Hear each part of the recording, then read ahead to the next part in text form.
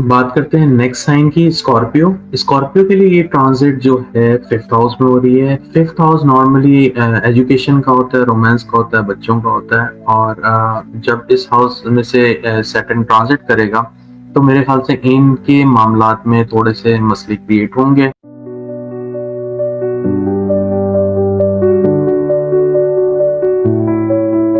अस्सलाम वालेकुम व्यूअर, कैसे हैं आप लोग? उम्मीद है आप सब खैरियत से होंगे। आज का जो टॉपिक है वो है सैटर्न ट्रांजिट का।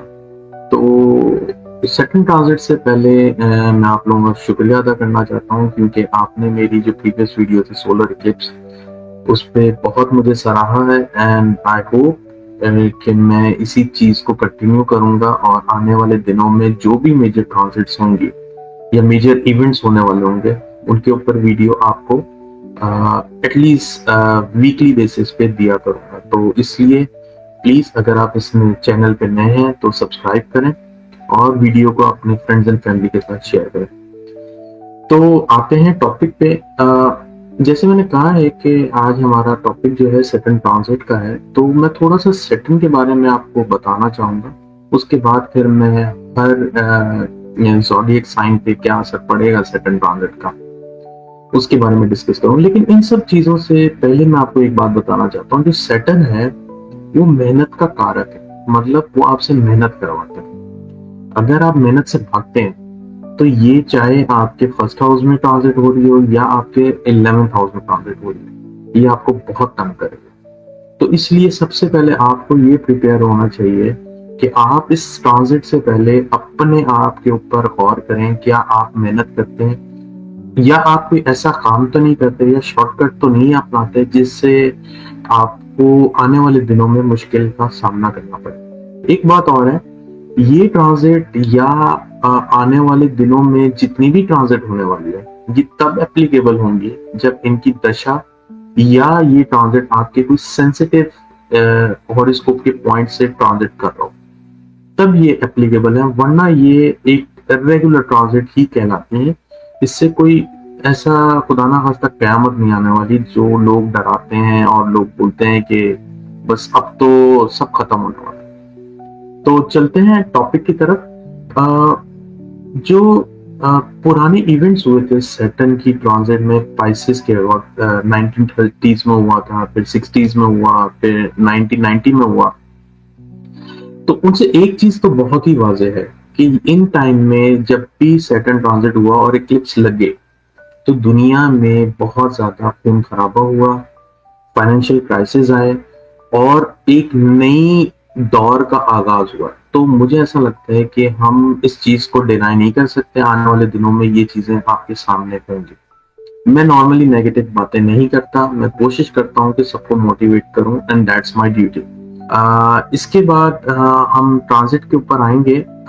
थोड़ी सी बात मैं सैटर्न की पाइसेस में आने की ऊपर करूंगा कि सैटर्न पाइसेस में जब ट्रांजिट करेगा तो मेजर इफेक्ट इस दफा ये होने वाला है कि Pisces as a watery sign, तो पानी से रिलेटेड आपको दुनिया में इश्यूज दिखने वाले हैं। पानी में जंगे भी हो सकती हैं, पानी के अंदर वायरस आ सकते हैं, पानी की कहीं कहीं पे बहुत बंदिश हो सकती है, बारिशें नहीं होंगी, और कहीं कहीं पे पानी की वजह से वॉर्स भी स्टार्ट हो सकते हैं। तो इस दफा जो मेन इश्यू होने वाला है ना, वो पानी से रिलेटेड होने वाला है। तो ये चीज आप जहन में रखिएगा। इसके अलावा दो चार पॉइंट और मैं बताना चाहता हूँ। सैटर्न जब पाइसेस में लास्ट टाइम आया था 1990s में, तो मुझे याद पड़ता है कि उस वक्त जो एक टनल का इशू चल रहा था फ्रांस और आई थिंक यूके का, ऐसे ही कुछ था, I am not sure exactly. तो वो टनल ओपन हुआ था जिसकी वजह से यूं समझे कि ये एक अच्छा इवेंट हुआ था यूरोप की कंट्रीज में। लेकिन इसके अलावा बोस्निया वगैरह में बहुत कत्लेआम हुआ था। और अगर मैं गलत नहीं हूं तो मुझे याद पड़ता है कि मैक्सिको में फाइनेंशियल क्राइसिस आए थे। तो ये थी 94 96 की मेजर इवेंट। इसके अलावा 1960 की अगर मैं बात करूं तो वियतनाम के अंदर जो है एक बहुत बड़ी जंग शुरू हुई थी जिसमें हजारों लोगों को मार दिया गया था, कत्ले गारत हुई थी। और इसके अलावा अमेरिका के अंदर भी लोगों ने जो है इक्विलिटी की बात करना शुरू कर दी थी। और मेरे ख्याल से अगर आप बैक और जाएं तो 1930s में जब ये इक्लिप्स के साथ पाइसेस में जब ये सैटर्न ट्रांजिट किया था, तो हिटलर बहुत स्ट्रांग हो गया था। तो ये कुछ मेजर इवेंट्स हुए हैं सैटर्न ट्रांजिट के पाइसेस में। तो मुझे ऐसे ही लगता है कि आने वाले दिनों में डेफिनेटली ऐसे ही कुछ हालात बनने वाले हैं। तो ये कोई सरप्राइजिंग फैक्ट नहीं होगा कि अगर दुनिया में एक और तरह का कोरोना के बाद तब्दीली आई है तो इसी तरह से रिलेटेड कोई और नई तब्दीली आ जाए। मेरे ख्याल से सैटर्न के ऊपर काफी बात हो गई है और आप लोग डेफिनेटली अपने हॉरोस्कोप के हिसाब से जानना चाह रहे होंगे कि हर ज़ोडिएक साइन पे क्या असर पड़ेंगे। तो बात करते हैं नेक्स्ट साइन की, स्कॉर्पियो। स्कॉर्पियो के लिए ये ट्रांजिट जो है फिफ्थ हाउस में हो रही है। फिफ्थ हाउस नॉर्मली एजुकेशन का होता है, रोमांस का होता है, बच्चों का होता है। और जब इस हाउस में से सैटर्न ट्रांजिट करेगा तो मेरे ख्याल से इनके मामलात में थोड़े से मसले क्रिएट होंगे।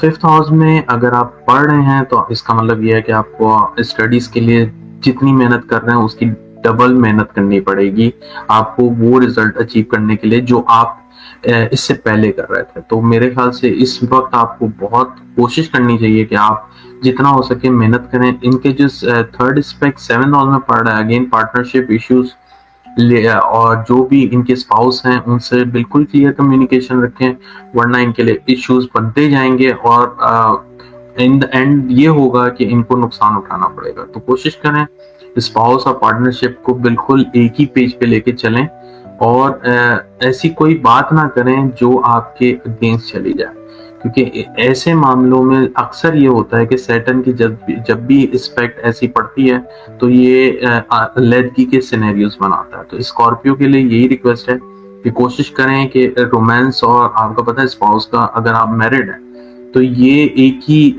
दो हाउसेस को ऐसे देख रहा है जो आपसे आपकी पार्टनरशिप लाइफ को डिस्क्राइब कर रहा है। इसके अलावा इसकी इस्पेक्ट एक आपके सेकेंड हाउस पे भी पड़ेगी। सेकेंड हाउस अगेन फैमिली का होता है, आपको फैमिली फाइनेंसिस को बहुत सोच समझ के एक साथ लेके चलना पड़ेगा। देन ये ट्रांजिट आपको इतना कोई मेजर इशू नहीं देगी। आई होप ये मेरी वीडियो आपको पसंद आई होगी। कमेंट में जरूर बताइएगा और वीडियो को लाइक और शेयर करिएगा।